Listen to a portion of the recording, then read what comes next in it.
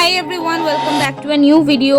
তো চলো আজকে আমি তোমাদের সাথে ফাইনালি এই ব্লগটা শেয়ার করছি যেখানে আমরা উইটনেস করেছিলাম পৃথিবীর মধ্যে সব থেকে রিনাউন্ড ওয়াইল্ড লাইফ স্যাংচুরি, যেটা বাঘের জন্য পপুলার।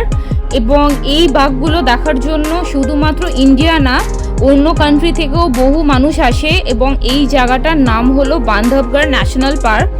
তো এই ব্লগে আমি তোমাদের সাথে শেয়ার করব যে বান্ধবগড় ন্যাশনাল পার্ক তোমরা কিভাবে রিচ করতে পারো এবং এখানে দেখার মতো কি কি আছে। তো এটা হলো সবথেকে highest density of royal Bengal tiger দেখা যায়, যেটা তোমরা ভিডিও স্টার্টিংয়েই দেখলে যে টাইগারটা বসে আছে। এবং এটা স্প্যান অলমোস্ট তোমরা বলতে পারো 500 কিলোমিটার টোটাল। তো এবং এটা ডিফারেন্ট জোনে ডিভাইড করা। তো এই যে জোনটাতে আমরা ছিলাম এই জায়গাটার নাম ছিল টালা জোন। তাছাড়া মাঘাডি বলে একটা জোন আছে যেটাতে ডিয়ারের ইন্টেন্সিটি অনেক বেশি, ডিয়ার অর্থাৎ হরিণ। তো এখানে তোমরা দেখতেই পাচ্ছ যে বেশ কিছু হরিণ পুরো দলে দলে আছে। তো চলো ব্লগটা স্টার্ট করা যাক। আর এই ন্যাশনাল পার্কে তোমরা আসলে শুধুমাত্র বাঘ ছাড়াও অনেক ডিফারেন্ট টাইপ অফ বার্ডস শীতকালে স্পেসিফিক্যালি দেখতে পাবে। তাছাড়াও অনেক ডিফারেন্ট রিচ বায়োডাইভার্সিটি এখানে আছে। কিছু এনশিয়েন্ট হিস্টোরিক্যাল রুইন আছে, যেটা এনশিয়েন্ট মধ্যপ্রদেশের যে রাজা ছিল তারা কিভাবে রাজত্বটা সামলাতো সেই সব রুইনগুলো তোমরা এই ন্যাশনাল পার্কের ভিতরে এন্ট্রি করার পরে দেখতে পাবে যখন তোমরা জিপ সাফারি করবে। তো ভিডিওটা ভালো লাগলে অবভিয়াসলি শেয়ার করবে ভিডিওটা, and do subscribe to my YouTube channel for more such travel content.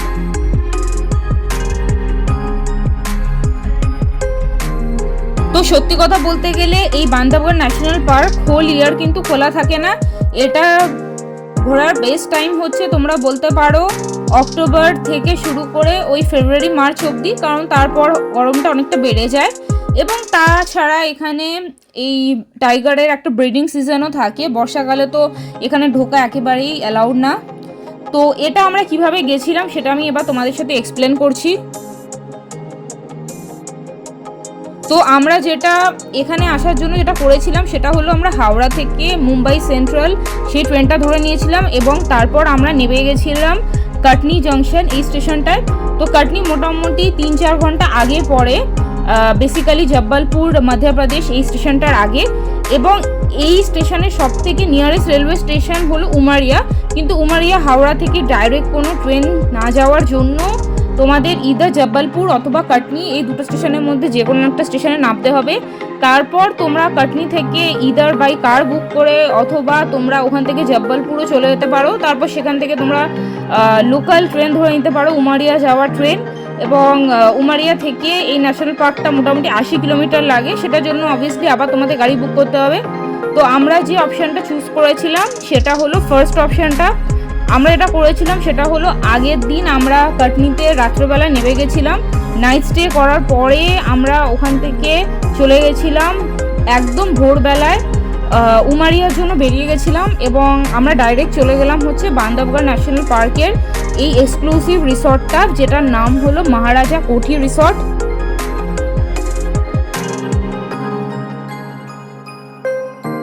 তো মহারাজা কোঠি রিসর্ট এটার নাম দেওয়া হয়েছে কারণ মহারাজা ওই টাইমে যিনি ছিল তিনি এই জায়গাটায় থাকতো এবং যে পুরো এই এরিয়াটা রুলিং করতো। তারপরে সেটা গ্র্যাজুয়ালি মানে একটা হোটেলে পরিণত হয়ে গেছে। এখন সেটা হোটেল থেকে একটা রিসর্ট তোমরা স্পেসিফিক্যালি বলতে পারো, যেটা একটা এনশিয়েন্ট ভিলা টাইপের প্রপার্টি, যেটা তোমরা ভিডিও স্টার্টিংয়েই দেখলে। এবং এই যে ভিডিওটা তোমরা দেখতে পাচ্ছ এটা হলো সেই টাইমটা যখন আমরা বেসিক্যালি কাটনি থেকে আমরা গ্র্যাজুয়ালি বান্ধবগড় ন্যাশনাল পার্কের দিকে যাচ্ছি। এবং রাস্তাটাও খুবই সিনিক এবং নানা রকমের বায়োডাইভার্সিটি জিনিসপত্র দেখা যায় আশেপাশে। রাস্তার মধ্যে আমরা অনেক কটা ডিয়ার স্পট করেছিলাম এবং এটা টোটালি একটা রেস্ট্রিক্টেড জোন। তো যদি তোমরা এরকম একটা জিনিস এক্সপিরিয়েন্স করতে চাও অবভিয়াসলি তোমাদের মধ্যপ্রদেশের বান্ধবগড় ন্যাশনাল পার্কে অবভিয়াসলি আসা উচিত। তো এখানে তোমরা দেখতেই পাচ্ছ একটা খুব ইউনিক এবং সুন্দর দেখতে একটা ছোট্ট মাঙ্কি বসেছিল এবং এটা আমরা একেবারে ঢুকেই এরকম একটা ভিউ দেখতে পেলাম। দেখেই মনে হচ্ছিল যে একটা খুব দারুণ জঙ্গল সাফারি হতে চলেছে। তো বাই দ্য ওয়ে এই যে আমরা টাইগার সাফারিটা করেছি এটার অনেক কটা স্লট থাকে। তো বেসিক্যালি একটা মর্নিংয়ের স্লট থাকে আর ইভিনিংয়ের স্লট থাকে, ওই অ্যারাউন্ড 3 ঘন্টা থেকে 2.5 ঘন্টা মতো টাইম লাগে। তো মর্নিং স্লটটা অকুপাইড থাকার জন্য আমরা ইভিনিং স্লটে বুক করেছিলাম, এবং এই যে আমরা বুকটা করেছিলাম এটার জন্য একটা লেন্দি প্রসেস আছে। যদি তোমরা ইন্টারেস্টেড থাকো কমেন্ট করতে পারো, বা আমি লিঙ্কটা দিয়ে দেবো যে তোমরা কিভাবে এই ওয়েবসাইটে তোমরা নিজেদের বুকিংটা করতে পারো। তাছাড়া এখানে তোমরা দেখতেই পাচ্ছ দূরে একটা হাতি দাঁড়িয়ে আছে, এবং যখন আমরা আসছিলাম সেই দুপুরবেলায় গেছি এবং তারপর অন্ধকার মতো হয়ে গেছিলো। তো এই হলো সেই বান্ধবগড় ন্যাশনাল পার্কের কাছে আমরা যে প্রপার্টিতে ছিলাম, এটার নাম হলো মহারাজা কোঠি রিসর্ট। তো মহারাজা কোঠি রিসর্টটা তোমরা দেখতেই পাচ্ছ যে বিকালবেলায় কি সুন্দরভাবে সাজানো থাকে টোটাল এরিয়াটা, এবং এখানে আমরা দুপুরে যা যা খেয়েছিলাম সেগুলো তোমাদের সাথে শেয়ার করব। এটা পার ডে প্রাইস অ্যারাউন্ড 3.5 থেকে 4,000 টাকা পড়ে, কিন্তু amenities wise it was very good. তো এখানে তোমরা দেখতেই পাচ্ছ যে এই দারুণ রিসর্টটাতে আমরা আসলাম, এবং এর ভিউটা খুবই সুন্দর লাগছিল। এবং এর মেন আরেকটা কারণ হচ্ছে তার আগের দিন ছিল পূর্ণিমা। তো পূর্ণিমাতে তোমরা বুঝতেই পারছো যে চারিদিকে পুরো খুব সুন্দর ওয়েল লিট থাকে, এবং ক্লিয়ার স্কাই থাকলে এই জায়গাটা আরও বেশি সুন্দর লাগে। তো এখানে এরকমভাবে একটা সিনিক ডেকোরেশন করা আছে পুরো রিসর্টের আশেপাশে, এবং তারপরে আমরা এখানে গিয়ে কিছু ক্যাম্প ফায়ারও করেছিলাম।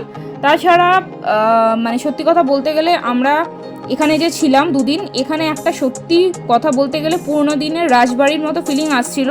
কারণ আমি যেটা বললাম যে এখানে যে মহারাজা কোঠি রিসর্টটা আছে, এটা টালা রিজিয়নে যে টাইগার সাফারিটা করা হয় ঠিক তার এন্ট্রি গেটের অপোজিট সাইডে, মানে সব থেকে নিয়ারেস্ট রিসর্ট তোমরা বলতে পারো এটা বান্ধবগড় ন্যাশনাল পার্কের কাছে।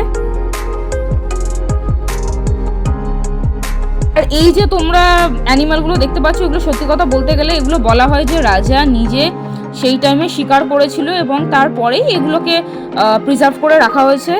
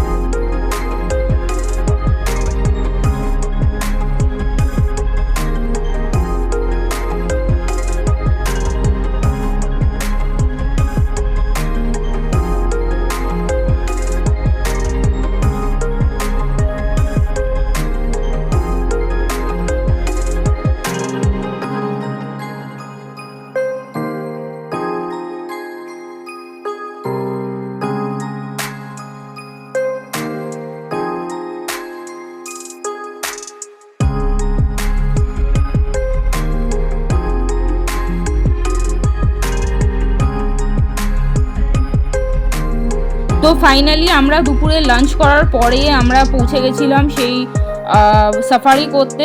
তো সাফারি করার আরও অনেক ভিউ আছে, সেগুলো আমি গ্র্যাজুয়ালি তোমাদের সাথে শেয়ার করছি। কিন্তু এখানে আমি তোমাদেরকে টাইগারটা দেখিয়ে দিই যে টাইগারটা এক্স্যাক্টলি কী করছিল। টাইগারটা দুপুরবেলায় খেয়ে দিয়ে রেস্ট করছিল, এবং সত্যি কথা বলতে গেলে এরকমভাবে রিয়েল টাইগার আমরা প্রথমবার দেখলাম, যেটা মানে জু এর মতো নয় ব্যাপারটা, মানে এটা চিড়িয়াখানার মতো তো আর ক্লোজ নয়, এটা ওপেন জায়গায় আছে। তো সত্যি কথা বলতে গেলে জিনিসটা একটু রিস্কি আমার লেগেছিল, কারণ আমরা যে গাড়িটাতে সাফারি করছিলাম সেটাও কিন্তু ক্লোজ কভার ছিল না।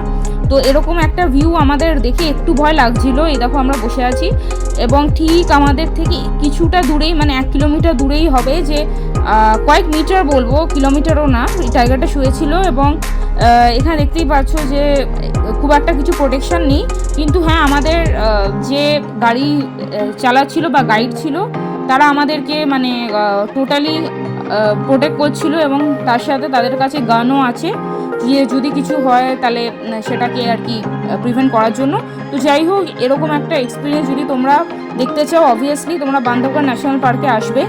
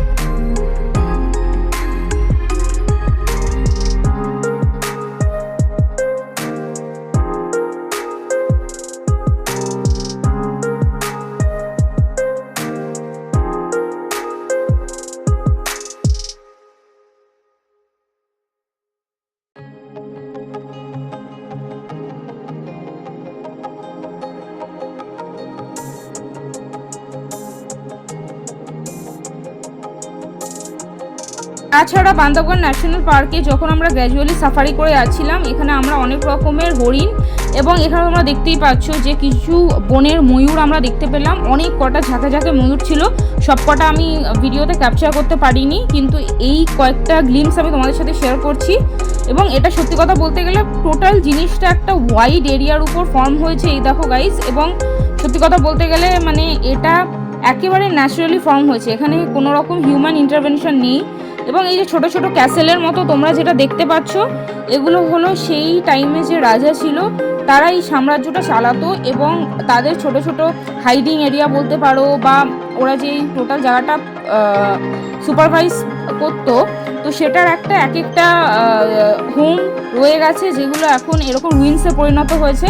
এবং এটাই টোটালি টালা ফরেস্টার রিজার্ভ এরিয়ার ভিতরে এখন কারেন্টলি পড়ে। তো এবং এটা প্রোটেক্ট করা আছে বাই দ্য ফরেস্ট ডিপার্টমেন্ট। সব থেকে অদ্ভুত লাগছিল যে এখানে এরকম স্ট্রেচ অফ ল্যান্ড পুরো পাহাড়ি এরিয়ায় ভর্তি, এবং মনেই হয় না যে এরকম রিজার্ভ ফরেস্টের ভিতরে এরকম পাহাড়ি এরিয়া থাকতে পারে।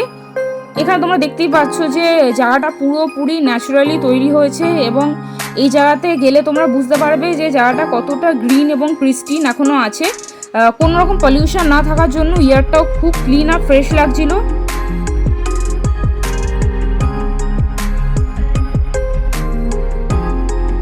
আমি একটা জিনিস সবাইকে রেকমেন্ড করব যে এরকম জায়গায় আসলে কোনো রকম চেল্লামিল্লি বা আওয়াজ না করতে, কারণ এইসব আওয়াজ করার জন্য এখানে যত অ্যানিম্যাল আছে তারা ডিস্টার্ব হয়, এবং তারপরে হয়তো তোমরা নাও দেখতে পারো, মানে বাঘ বা অন্য যে সমস্ত অ্যানিম্যাল আছে তারা চলে যেতে পারে ভয়। ওই জন্য তোমরা যা ভিডিও রেকর্ডিং করো, যা করো সেগুলো তোমরা করতে পারো, কিন্তু বেশি কথা বলবে না, তাহলে এটা চলে যেতে পারে। তো এই হলো সেই আমাদের গাইড, তোমরা দেখতেই পাচ্ছ পাশে ছিল, এবং তিনি আমাদেরকে টোটালি সবকটা এরিয়া ঘুরে ঘুরে দেখাচ্ছিল। এবং বান্দরবান ন্যাশনাল পার্কে আসলে গাইড নেওয়াটা কম্পালসারি, তাতে তোমাদের দেখতে এবং হিস্ট্রিটা বুঝতে সুবিধা হয়। এখানে দেখো তোমরা যে একটা ন্যাচারালি বুদ্ধার স্ট্যাচুর কার্ভিং হয়েছে, এবং সেটা খুব সুন্দরভাবে প্রিজার্ভ করা, মানে এই টাইমে এটাই বোঝা যাচ্ছে যে এখানে কোনো একটা বুদ্ধিস্ট ডাইনাস্টি বা কিছু বুদ্ধিস্ট পিপল এখানে থাকতো।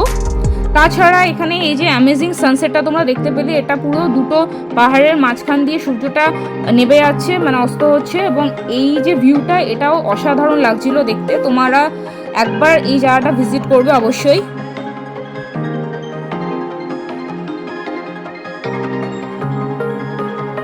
তো আমাদের গাইড খুবই কাইন্ড ছিল, কারণ কি আমরা যখন গেছিলাম তখন টাইগারটা বেশ কিছুক্ষণ শুয়েই ছিল এবং বসেই ছিল। তারপর আমাদের গাইড আরেকবার করে আমাদের ওই যেখানে টাইগারটা ছিল সেটা দেখালো, এবং তারপর আমরা দেখলাম যে টাইগারটা এবার উঠে গ্র্যাজুয়ালি জল খেয়ে মানে আরও জঙ্গলের ইন্টেরিয়রে চলে যাচ্ছে হেঁটে হেঁটে। তার সাথে এই যে টাইগারটা ছিল এর নাম ছিল বজরং, এবং এর আরেকটা মানে এই টাইগারটা হচ্ছে ফিমেল, এবং এর একটা মেল কাউন্টার পার্ট আছে যে ওই জঙ্গলে ঘুরে বেড়াচ্ছে, কিন্তু হয়তো একটু ইন্টেরিয়ারে আছে এবং খুব কমই দেখা যায় লোকাল মানুষদের। তো বজরং বেশি দেখা দেয় পার্টিকুলারলি। তাছাড়া আরও অনেক কিছু তোমরা এখানে দেখতে পাবে, যেমন কিছু স্নেকও আছে, সেই সব স্নেকগুলো আমরা দেখতে পাইনি অবশ্য, কিন্তু এরকম কিছু পয়জনাস স্নেকও আছে। তো ওই জন্য যে কোনো জায়গায় তোমরা নেবেও পড়বে না এই সব জায়গায়, এটা খেয়াল রাখবে। এবং এই ছিল সেই বান্দরবান ঢোকার গেটটা, এন্ট্রি গেটটা। তো এখানে অনেক মানে বিদেশ থেকে অনেক মানুষ এসেছিলো, অনেক ফরেনার এসেছিলো, সেটা আমি তোমাদের ভিডিওর এন্ডে দেখাচ্ছি। অবভিয়াসলি তোমরা এখানে আসবে এবং এই যে হোর্ডিংটা আছে একটু পড়ে নেবে যে কী কী রুল তোমাদের মেনটেন করা উচিত। অ্যানিম্যালদের কোনো রকম খাবার বা কিছু দেওয়ার চেষ্টা করবে না, এটা একদম মাথায় রাখবে। এবং চেষ্টা করবে যে মর্নিং সাফারিটা করতে, বা যদি তোমাদের কাছে টাইম থাকে বোথ সাফারি করতে পারো। আমরা যেটা করেছিলাম, আমরা ইভিনিং সাফারি করেছিলাম, কারণ আমরা এই ট্রিপটা 3-4 দিনে কমপ্লিট করতে চাইছিলাম, মানে ওভারঅল 3 দিনে। তো সেই কারণেই আমরা ইভিনিং সাফারিটা নিয়েছি। তো যদি তোমাদের কাছে টাইম থাকে, সত্যি কথা বলতে গেলে দুটো সাফারি তোমরা করতে পারো, কারণ দুটো টাইমের ভিউ আলাদা এবং এক্সপিরিয়েন্স আলাদা। তো আমাদের টাইমে আমরা এটা শুনেছিলাম যে মর্নিং সাফারি যারা করেছিল তারা একটু আনলাকি ছিল, সকালের দিকে কোনো রকম টাইগার দেখতে পাইনি। তো এটা গাইস পুরোপুরি তোমাদের লাকের উপর, আমি এটা বলবো না যে তোমরা 100% দেখতেই পাবে। হ্যাঁ, 80% চান্স থাকে যে যারা ট্যুরিস্ট তারা দেখতে পায় টাইগার, কিন্তু আমরাও ছিলাম সেই লাকি ক্যাটাগরিতে। ইভিনিংয়ে গিয়েও আমরা এই টাইগারটাকে দেখতে পেয়েছি, কিন্তু অনেক সময় মানে 2 দিন থেকেও বা বেশি টাইম সাফারি করেও অনেকে দেখতে পায় না, তো এটা এই মেন্টালিটিটা নিয়ে যেতে হবে যে আমরা দেখতে পেতেও পারি নাও পেতে পারি, তো চান্স বেশি থাকে, বাট কিছু শিওর বলা যায় না। এটা পুরোপুরি সেই অ্যানিম্যালটার মুডের উপর ডিপেন্ড করে যে ওই জায়গাতে আসবে কি আসবে না। এবং অবভিয়াস ব্যাপার যে যদি টাইগারটা অনেক জঙ্গলের গভীর এরিয়াতে থাকে তাহলে সেটা যে গাইড আছে অবভিয়াসলি ওখানে নিয়ে যাবে না তোমাদেরকে দেখানোর জন্য। তো এই জিনিসগুলো তোমাদের মাথায় রাখাই উচিত।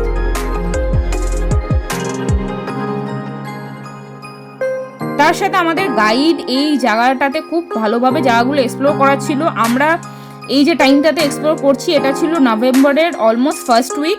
তো কিছুদিন আগে দুর্গাপুজো যাওয়ার জন্য এখানে এখনও কাশফুল হয়ে আছে আশেপাশে, এবং এরকম একটা ভিউ সত্যি কথা বলতে গেলে শুধুমাত্র রিজার্ভ ফরেস্টেই দেখা যায়।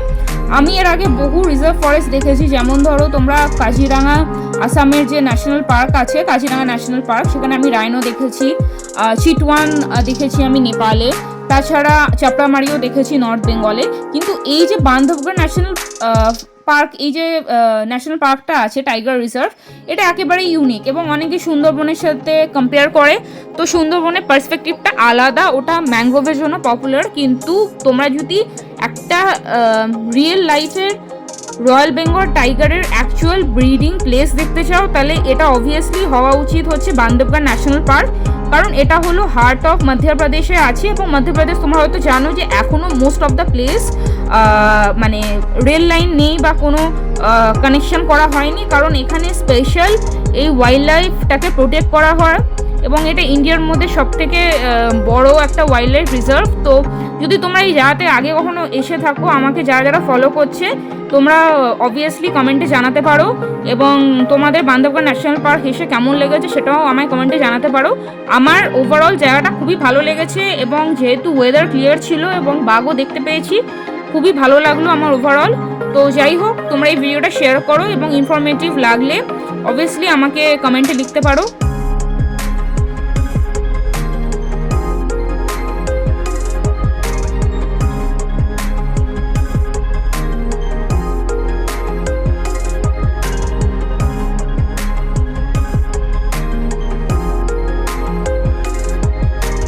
এই দেখো গাইস, এখানে আমি আবার তোমাদের সাথে ওই টাইগারের ভিউটা শেয়ার করে দিচ্ছি। টাইগারটা যেদিন আমরা গেছিলাম সে খুবই লেজিভাবে শুয়েছিল। এই দেখো গাইস, একদম তোমরা কালারটা দেখে বুঝতেই পারছো যে এরকম একটা প্রপার রয়্যাল বেঙ্গল টাইগার, যেটা আমরা বইতে পড়েই থাকি, সেরকম একটা টাইগার এখানে শুয়ে আছে। তো যাই হোক, তোমাদের যদি এই ভিডিওটা ভালো লেগে থাকে অবভিয়াসলি ভিডিওটা শেয়ার করবে। এবং এই দেখো, এখানে দেখতেই পাচ্ছ যে আমাদের গায়ের মধ্যে কোনো রকম প্রোটেকশন, কোনো হেলমেট বা কেজ কিছুই নেই। স্টিল একদম যেন সামনে থেকে এরকম টাইগারটা শুয়ে আছে এবং সেটা আমরা দেখতে পেয়েছি, এবং কিছুটা ভয়ও লাগছিল, বাট তার সাথে একটা অ্যাডভেঞ্চারাস মোমেন্টও ছিল। তো তোমরা লাকি থাকলে আমি বলবো অবভিয়াসলি তোমরা দেখতে পাবে, এবং তাছাড়া একবার তোমাদের চান্স নেওয়াই উচিত এই বান্ধবগড় ন্যাশনাল পার্কে যাওয়ার, কারণ শুধুমাত্র ইন্ডিয়ান বলে না, এখানে বাইরে থেকেও বহু মানুষ আসে সত্যি কথা বলতে গেলে, এবং ফরেনারদের জন্য আলাদা বুকিং সিস্টেমও আছে। এবং এখানে অনেক ফরেনার্স আমরা দেখতে পেয়েছি যারা শুধুমাত্র অ্যানিম্যাল লাভার, এবং অনেক কস্টলি ক্যামেরা বলতে পারো বা ন্যাশনাল জিওগ্রাফি এইসব পেজ থেকে মানুষরা এসেছিলো এই টাইগারটাকে দেখতে। এবং ওই দেখো গাইস, যে একদম পিছনে একদম বসে আছে, এই দেখো একদম মাথার সামনে টাইগারটা। তো দেখে অনেকেরই ভয় লাগতে পারে, কিন্তু খুব বেশি চেলামেলি তোমরা করবে না, এবং তাহলেই তোমরা একে দেখতে পাবে।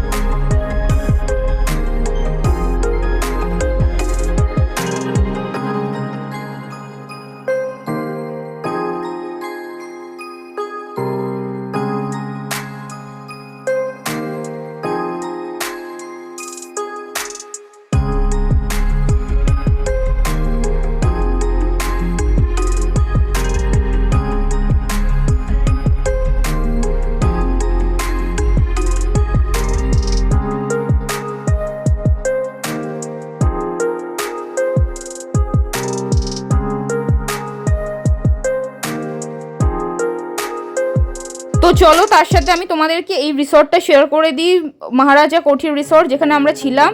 তো ভিডিওটা ভালো লাগলে অবভিয়াসলি গাইস শেয়ার করো, আর আমাকে কমেন্টে অবভিয়াসলি জানাও যে তোমাদের ভিডিওটা কেমন লেগেছে। আমাদের এই যে মহারাজা কোঠি রিসর্টটা ছিল, আমাদের প্রাইস পড়েছিল ওই যেটা তোমাদের বললাম 3,500 টাকা মতো পার নাইট। কিন্তু খাবার দাবার খুবই ভালো ছিল, খুবই টেস্টি ছিল। আমরা যতবার বলেছি ওরা বানিয়ে দিয়েছে, কিন্তু হ্যাঁ খাবারের পেমেন্টটা তো আলাদা, সেটা তো আর মানে তোমরা যা খাবে তার উপর। তাছাড়া এখানে একটা সুইমিং পুলও আছে যেখানে তোমরা স্নান টান করতে পারো। আমাদের কাছে খুব একটা টাইম ছিল না, ওই জন্য আমরা ডাইরেক্টলি রিসর্টের ভিতরে ঢুকে পড়েছিলাম। তো যাই হোক, এই হলো ভিউ, এবং এরকম একটা ওয়াইল্ড ফরেস্টের মধ্যে দিয়ে রিসর্টটা আছে, এবং রাত্রেবেলায় কিংবা ভোরবেলায় তোমরা অনেক রকম পাখির ডাক বা অনেক অ্যানিম্যালের আওয়াজ তোমরা পাবে। তো এই কটেজটা একদম তোমরা বলতে পারো হার্ট অফ বান্দাবগড় ন্যাশনাল পার্কের মধ্যেই আছে, এবং আমার ওভারঅল জায়গাটা খুবই ভালো লেগেছে। সামনে একটা ছোট্ট মতো পার্কও আছে যাতে বাচ্চারা খেলতে পারে, এবং এটা রিসর্টের এরিয়ার মধ্যেই করা।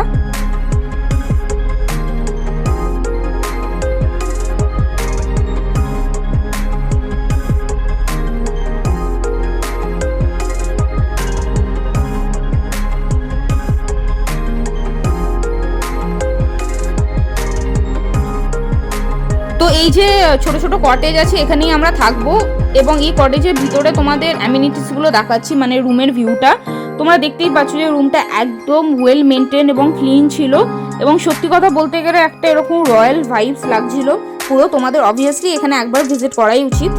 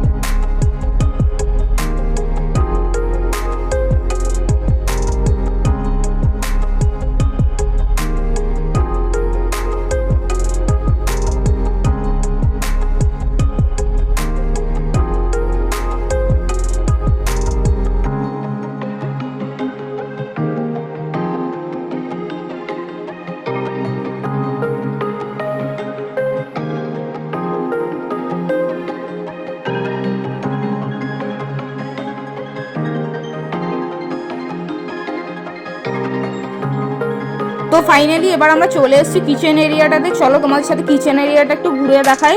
এরকম একটা সত্যি কথা বলতে গেলে রয়্যাল রাজার মতো ফিলিংস লাগবে তোমাদের এখানে এসে। তো অবভিয়াসলি তোমরা একবার এই জায়গাটাতে ঘুরে যাবে, এবং এখানে দেখো তোমাদের কাপ ডিশ প্লেট খাবারের যে টোটাল টেবিলটা আছে সেটা কিভাবে সাজানো। তো একটা সত্যি কথা বলতে গেলে ওই মহারাজা বলতে যে আমরা রাজারা বসতো আগেকার দিনে, সেই রকম ফিলিংসই তোমরা একটা পাবে। মানে একটা সত্যি কথা বলতে গেলে জমিদার বাড়ির যেমন ফিলিংস হয় সেরকম তোমরা পাবে, এবং খুব সুন্দরভাবে এই জায়গাটা ডেকোরেট করা ছিল, এবং ওয়েল মেনটেন ছিল, খুবই ক্লিন ছিল। তো এবং সত্যি কথা বলতে গেলে এরকম ন্যাশনাল পার্কের পাশে যে এরকম একটা সুন্দর ভিউ পাবো আমরা নিজেরাও এক্সপেক্ট করিনি। কিন্তু যেটা তোমরা আগেই শুনলে যে এই স্টোরিটা, যে এখানে ওই টাইমে যিনি রাজা ছিল তাদেরই বাড়িটাকে পরে গ্র্যাজুয়ালি এখানে থাকতে দেওয়ার জন্য ব্যবস্থা করা হয়েছে, এবং এটা একটা রিসোর্টে কনভার্ট হচ্ছে, সেই জন্যই এখানে ফ্যাসিলিটিটা এত ভালো, এবং খাবারগুলো টপ নচ ছিল, খুবই টেস্টি ছিল। আমরা চিকেনের 2-3 রকম আইটেম অর্ডার করিয়েছিলাম। তো ওভারঅল জায়গাটা খুবই ভালো লাগলো আমাদের, এবং যিনি সার্ভ করছিল তিনিও খুব সুন্দর পোলাইটলি আমাদের সাথে ব্যবহার করেছে। এবং এখানে দেখতেই পাচ্ছ তোমরা এগ কারি এবং চিকেন নিয়েছিলাম দুপুরবেলায় খাওয়ার জন্য। তো আর এইটা হলো সেই রিসর্টের বাইরের ভিউটা, মানে যে ছোট্ট মতো গার্ডেনটা ছিল সেটার ভিউটা।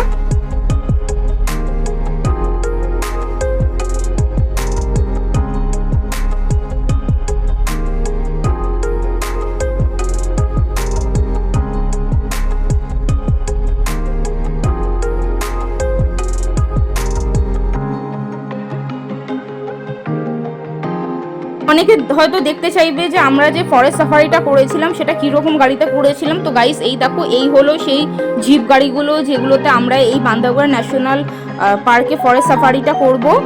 তো যাই হোক, যদি তোমাদের ভিডিওটা ভালো লেগে থাকে obviously share this video with your friends and family, আর তাদেরকে ট্যাগ করো যারা এরকম টাইপের টাইগার দেখতে ইন্টারেস্টেড। এবং আমরা একটু ভয়ই পেয়ে গেছিলাম, কারণ কি আমাদের গ্রুপে এই দেখো গাইস ইয়েলো কালারের টি শার্ট পরে যাচ্ছে এবং টাইগারের কালারও ইয়েলো। তো এটা জাস্ট মজাতেই বললাম। যাই হোক, তো এবার আমরা গ্র্যাজুয়ালি সেই বান্দরবান ন্যাশনাল পার্ক থেকে ঢুকেছিলাম ভিতরের দিকে, এবং ঢোকার সাথে সাথে একটা চেক পয়েন্ট আছে যেখানে তোমাদের সমস্ত আইডি কার্ড এবং ডকুমেন্টস চেক করবে, তোমাদের টিকিটটাও চেক করবে।